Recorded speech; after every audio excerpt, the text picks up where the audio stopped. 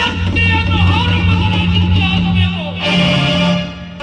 ಪಾರ್ಥ, ನೀನೆಂದುಕೊಂಡಷ್ಟು ಸುಲಭವಲ್ಲ ಪಾರ್ಥ. ಪಿತಾಮಹ ಭೀಷ್ಮಾಚಾರ್ಯರೆಂದರೆ ಸಾಮಾನ್ಯ ವ್ಯಕ್ತಿಯಲ್ಲ.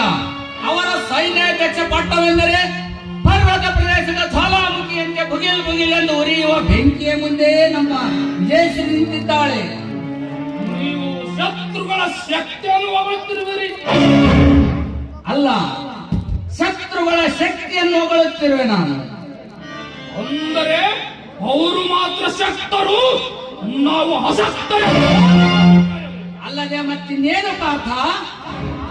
ಇಂದ್ರಕೀಲ ಪರ್ವತದಲ್ಲಿ ಘನಘೋರವಾದ ತಪಸ್ಸವನ್ನು ಕೈದು ಮಹಾದೇವನ ಕೂಡ ಮಲ್ಲ ಯುದ್ಧವನ್ನು ಜಯಿಸಿ ಸಂಪಾದಿಸಿದ ಈ ಪಾಶುಪಶಾಸ್ತ್ರಕ್ಕೆ ಸಮನಾಗುವುದಿಲ್ಲ.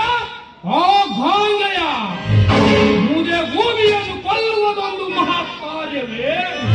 ಮಾಡುವಂತೆ ಯುದ್ಧ ಭೂಮಿಯಲ್ಲಿ ಮೂರು ಲೋಕದ ಗಂಡನೆಂದು ನಿನ್ನ ಬೆನ್ನು ನೀನೇ ಚಪ್ಪರಿಸಿಕೊಳ್ಳುತ್ತಿರುವೆ ಪಾರ್ಥ.